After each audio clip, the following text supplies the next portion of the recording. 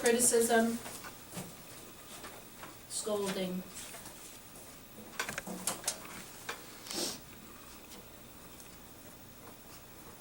Quiz tomorrow, don't forget.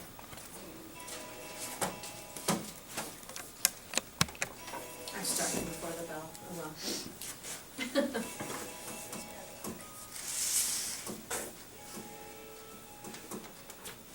What was Tuesday's word? Process. Thank you.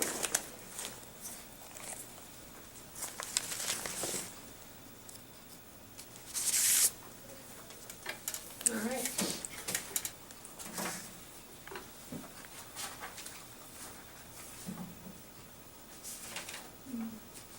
Is it a verb?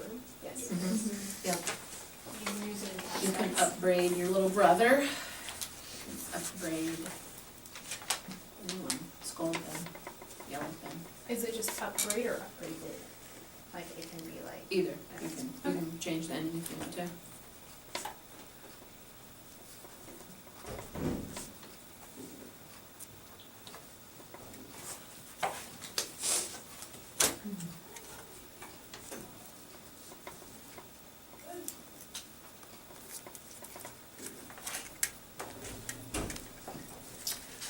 While I'm waiting for you to get done, the American Lit class presented a few more projects today. Paige did a children's book for Catcher in the Rye. It's awesome. It's from Phoebe's perspective. No, I'm not gonna read it to you, but I thought I would just show you the I wish I could draw. artwork. Me too, that's Wait till you so see the cute. carousel. Phoebe and Holden Oh, I talking. can't even draw the bed. Oh my gosh, she's Mhm. so good. Mhm. The carousel is so cool, she showed it to me. Yeah, very Why good. can't I draw? I can't draw either. But it's funny, I was telling her this one picture of Holden, it looks exactly like I have always pictured him right there. But anyway, that's her book, amazing. Sarah did a scrapbook of the characters and wrote about them. This is very good as well.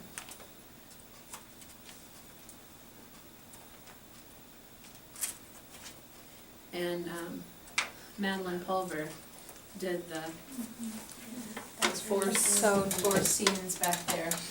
So very good. Make face in the So they have all been amazing. So I know they are, I'm like, I can't do as good as that. okay, switching gears, Tuesdays with Maury. I have a 2-page little packet here that I want you to do. It won't be due until you're done with the book.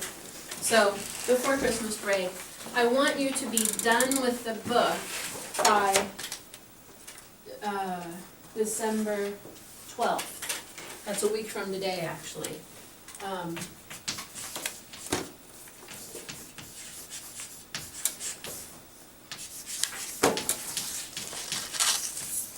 That's doable, right? Okay.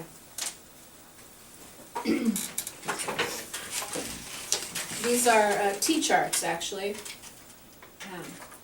Mitch's values at the beginning of the book compared to Mitch's values at the end of the book. And the main, you know, the reason that these are due when we're done with the book is because you're going to be reading, you know, about Mitch and you'll find out more about him. Then the next page is your values at the start of high school and your values today. So think back to when you were, I guess you could do 8th grade, since 8th grade here is high school. How you think differently now than you did then. I'm sure there are some things you look back on in your young life and you go, wow, that was really silly that I did that, or whatever, right? We all do that. It's called growing up, right? And, you know, we continue to do that as we age. That's part of the being a better person philosophy. So, and learning from our mistakes. So, I want you to just fill this out as we go along, and it'll be due the 12th, okay? questions about that assignment? This book is really self-reflection, right? Forces you to look inward at yourself and see where your priorities are. So it's not like 1984 or Lord of the Flies where we can really dissect them. And yes, there's a theme and a plot line and all of that, but this is more of a personal journey book. Okay? How many things do we have to have in each? There's really no limit. I would say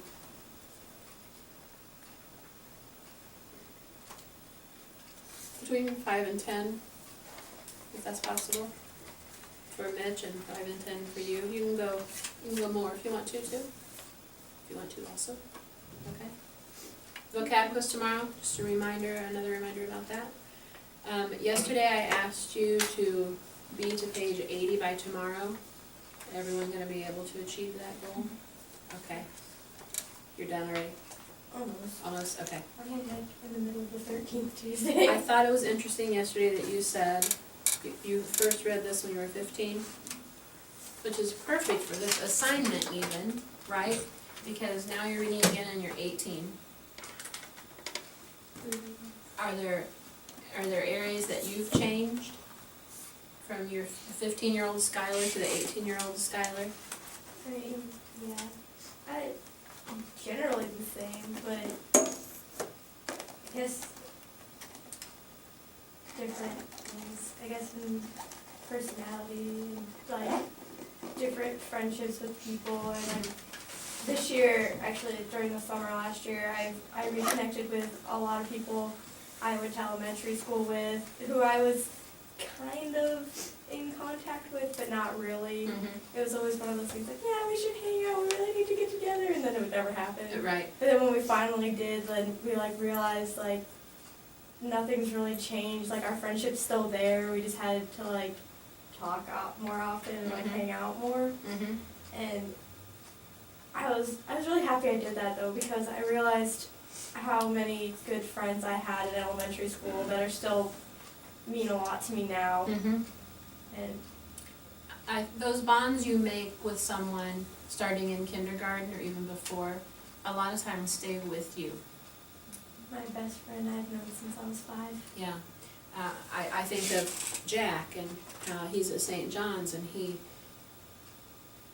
went there in pre-K, and now he's back in 2nd grade. And so for those 2 years that he wasn't there, all he did was talk about Jacob and Jack. There's another boy named Jack. Jacob and Jack, Jacob and Jack.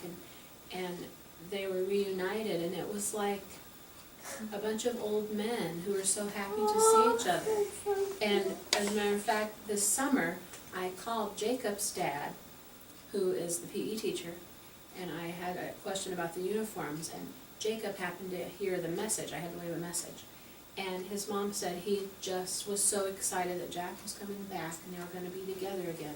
And, you know, I'm thinking if he stays there, these are friends he's going to have probably forever. And how many of you have a friend like that? Someone from your youth that, you know, and what makes your friendship strong is that you share the same things, you have the same memories, like, you know, you had some of the same teachers possibly, you remember some of the same things from your youth and from your school days together, and that helps bond you, right? What was actually really funny is that like my friend Lauren and I, who I've known since I was 5, she and I were only in the same class in kindergarten.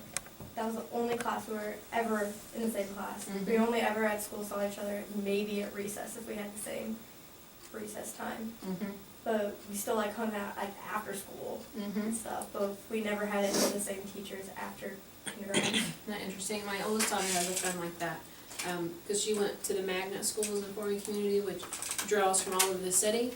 So this friend that she met in kindergarten, her name was Peyton, and she lives in Huntertown. But her parents would drive her into Weiser Park every day, which is a really long drive. And they remained friends. They're still friends. And I used to tease Zoe when they were little. I was like, can't you find a friend who lives closer?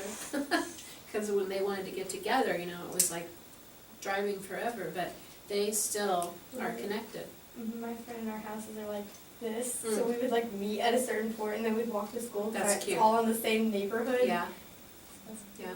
That's how we do it. Does anyone have anything they can share, like on that second page of the assignment, when you look back at yourself as an 8th grader, is there anything that, a value change you had, or when you look back, you're like, I can't believe I was like that, or Lauren? There's probably a lot of stuff I thought was important then I realized not important. Yeah. Okay. Just all the drama that happened, probably popularity, that was like so big back then. Now I'm just like, I don't even care. Holly? Well, I feel that like the older kids from the past years have always set an example as like they're like superior to us and they will always remain superior to us.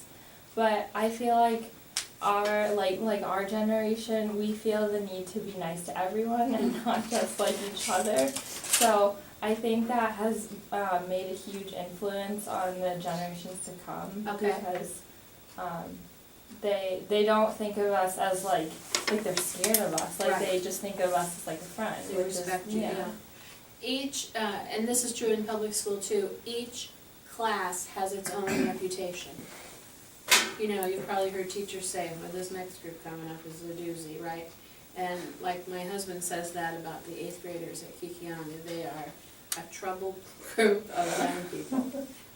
Just to give you an example, an 8th grade girl just this week stabbed an 8th grade boy with a pencil in the side, and it broke off on him. It went in him a little bit, and she is now in detention.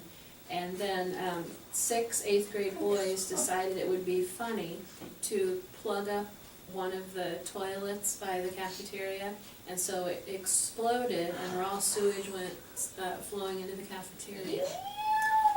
And luckily, they caught it on camera. You can't have cameras inside the bathroom, but right outside the bathroom they could tell who went in, and they were all suspended. So that's just went on this week where he teaches, and I'm just like, I do not miss dealing with those shenanigans at all. And so then the next group coming up is nicer than that. So I don't know what it is, I blame astrology, and if you're into that Chinese horoscope, what animal you are, and some are more timid than others, and I don't know, some people say it's in the water, who knows? But, back to what Holly was saying, your superiors or your upperclassmen really do kind of shape the environment of that particular year, and so you can learn from that or you can follow in their footsteps. But back to what you were saying, Lauren, about when you're young, things seem important to you that, when you get older you look back on that and you're like, why did I get so wrapped up in that, or why did I get so upset about that? It seems so silly. And you probably can see it in your own families. If you have younger siblings, when you look back and see what bothers them, you think it's silly. You're like, and you have to be reminded, you were that age once and that was important to you. I see it in my own household, so that's always interesting. Anybody else? Things that you valued when you were 14, that now that you're 17 and 18, you're like, that's just not who I am anymore, or that's just not important to me anymore? Renee? I think sometimes it's like really backwards with me, because I think like, why can't I be like when I was 14? Because like, I don't know, I felt like I was more mature then. It's really weird. Really? Yeah, because I set like goals for myself, and I knew I had I did anything to reach them, and I was really strict on myself, and now I'm just like really lax, and I'm just like, it doesn't matter, and even though there's things that I'll get done, I gave myself a really long break. and I'm not strict. And sometimes I feel like why can't I be that way again? And like I remember like even just like last year, like I read a ton of books and I feel like I had the time to. I got everything that I needed done. Now this year, like I haven't been able to like really pick up a book outside of the classroom because I just feel like I don't have time. Okay, I was gonna say, what's changed? Mm-hmm. Your time, the time that you have to devote to things, right? Because when you get older, you get more responsibilities, right? And that changes your free time and what you're able to accomplish. You know, also, you may have picked up a boyfriend along the way, and they're very time consuming, right? They're just very time consuming in so many ways. And so that definitely affects your time and your values, because when you were younger, thought boys were icky, right? Didn't value that. But now that you're older, they're not so icky.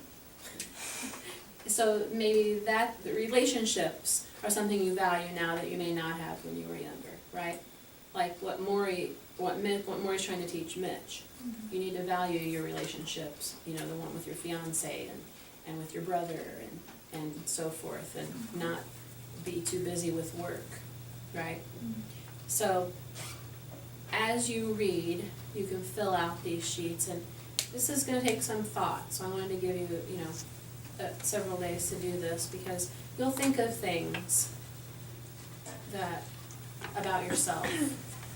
And that's what I want you to use this book as, you know, to kind of reflect on yourself. I know when I read it, I've read it several times, but like Skylar said, every time you read it, you pick up something that you may have missed, and because you're in a different phase in your life too, right? And you're like, am I doing these things? Am I turning into Mitch? But you have to realize Maury is dying. And when you're dying, you look at life differently, right? And you don't want to have regrets. You just don't, right? You want to, when you're on your deathbed, you want to look back at your life and know and be happy with your past choices. Yeah. Actually, that like makes me think of something that's really depressing. I was reading this one article, and it was like about this nurse, and she's been in like the nursing homes, and she's been like with these elders, like and people that they die, and more than like their actual family. Mm-hmm. And she says that a lot of like what they say before they're dying is that they have so many regrets. Yeah. Like all of them, that's like one of the major things, because they think, like one of the things is like they wish they would have stayed in touch, and they wish they would have actually done something that they wanted to do instead of having someone tell them and pave their path. Mm-hmm. And like, I think it's really funny because it made me start thinking like I don't want to just do something that I'm not going to enjoy, and I want to do my own thing. And then we're kind of like reading this book, and I'm kind of like connecting the two, and it just makes a lot of sense. And I think it was just like reading this and then reading that, it was a big eye opener, because I don't want to be that person Right. since I have regrets. Right. Yeah, I agree. I was just talking about this with Mrs. Faulkner yesterday after school, looking back on our lives, and we decided we really didn't have any regrets, that, you know, our experiences are what make us who we are. And, you know, you may have a time in your life that wasn't your shining moment, right? It's not your proudest, but would you do it differently? You know, like Mitch, he looks back on his life. I don't know that he would do it differently, because it has brought him to this point, right? It has brought him to Maury. And, you know, she and I, you know, we met at Southside, and we were like, I had said that a school corporation that I had taught at that I really, really enjoyed, and I could have stayed there forever, but then I wouldn't have been here, and I wouldn't have met her, and I wouldn't have met you guys, and I would, you know, it goes back to what I believe, that things happen for a reason, and there's a reason that you're brought to certain situations and certain people are brought into your lives, and there's a reason Maury is brought into Mitch's life, right? To make him stop and look at what's important to him before he is in Maury's place and on his deathbed and going, I wish I'd gotten married and had kids. Now there's no one to come to my funeral, right? Well, when I moved to Indiana, I don't think I was mature enough to understand why it was happening. And so I tried to stay in touch with all my friends, but they didn't really understand it either.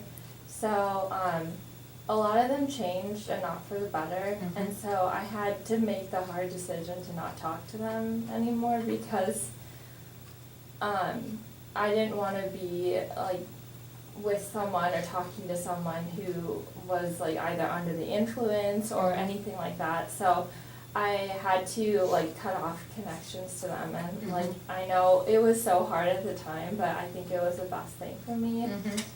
But it's hard because I don't have a lot of friends because I've moved. Yeah. So it's just like I only have like people at NYB and I don't know anyone else pretty Yeah. much. So Yeah. it's like And it is It's hard hard. to let go of people in your life, mhm. whether it's because you had a disagreement or just because you've grown apart, you know. People come and go and in and out of your life, and the ones that you really, really want to stay in contact with, you will make time for.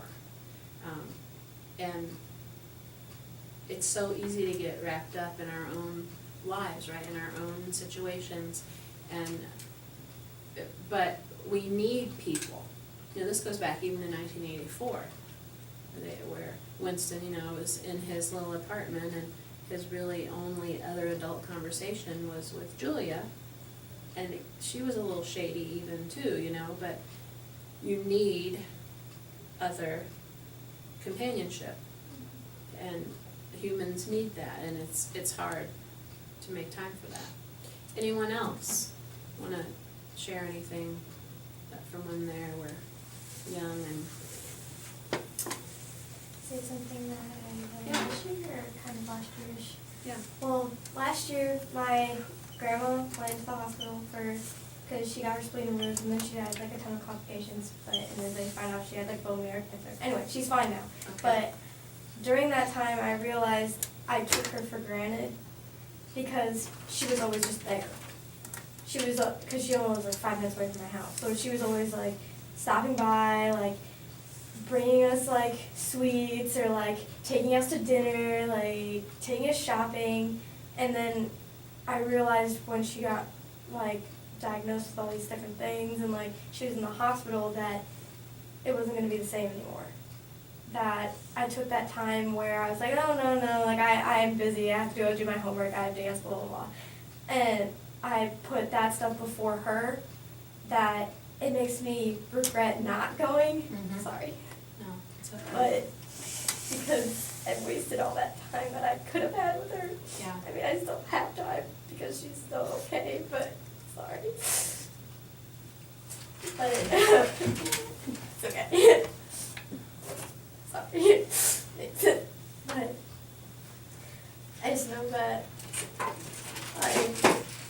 now whenever she always asks my sister to do things, but I think it's because she always thinks I'm busy. But now I realize that since I have this second chance with her that she didn't die, Mhm. that I need to change my priorities a little bit more. Mhm. Because, I mean, she's old. Right. But, yeah, that's just it was eye-opening Mhm. to me. But, Yeah, well, thank you for sharing Yeah. that. That's- I'm sorry. Yeah, I had a similar experience with my grandma. When my mom died when I was 10, my grandma was the one driving the car. And she survived. And my grandma and I were always extremely close. I even lived with her for a while when I was little. But every now and then she would call me by my mom's name, and I couldn't stand it. And so when I got married, I didn't go see her very much. And, I mean, she was 2 hours away, and I always was busy, and then when I had kids, it was extreme, I was, you know, just busy with life. And I didn't go and see her. And because I did not want to hear her call me by my mom's name. That was too painful for me. And then, when we did go see her, probably a month before she died, She didn't know who I was. But she knew Drew. It was very strange. And that's my fault, you know. And she died, and she was in her 90s. She was getting dementia, you know. But and we both had that issue of my mom, you know, in common. And everyone said my mom was her favorite child. That's easy for jealous siblings to say, I think. And therefore, I was one of the favorite grandchildren. I'm like, whatever. But it was just too painful for me, so I avoided her, you know. And that, I guess that's kind of a regret. But anyway, I know what you mean. Well, I was listening to the radio the other day, and they were talking about how people don't really appreciate people until they die. Like, Yeah. look at Beethoven. Like, he is like the god of music, and people did not appreciate him when he was alive. Same with Same with Shakespeare. Same with Shakespeare. Same with everyone who was famous, and now they're dead, Yeah. and you couldn't have appreciated them when they were alive. So I've always thought that, like, you know, as you like said yesterday, like you always say goodbye to like your kids, or you know, that's the same with my mom, because you never know when you're going to see them again. Yeah, and that's kind of a morbid thought, but, you know, they say don't go to bed angry, you know. Sometimes that's unavoidable for our own pride or whatever reason that we stay upset, but it's hard. It's a very conscious effort to try and not fall into those traps, you know. And it takes someone like Maury or a book like this to, and I think that's why this is such, you know, a bestseller.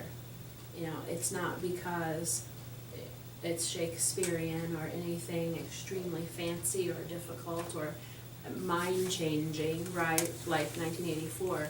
It's just because it's like, makes everybody stop and go, yeah, I should really change my priorities and look at what's important, right? And at this time of year, right, Christmas season, we all reflect, like we were saying yesterday, and New Year's, reflect on how we're gonna change our ways. And then we all get busy again, and then we have to be reminded again, and that's why it's just, has to be a constant reminder, right? Anyone else? Olivia? When I had my back surgery and I had to sit out for a while, I think that kind of helped me change how I look at dancing and like not taking like a day of class for advantage and just enjoying myself and like letting that have fun. So that's definitely like affected my values for today Mm-hmm. than when I was younger back then. Mm-hmm.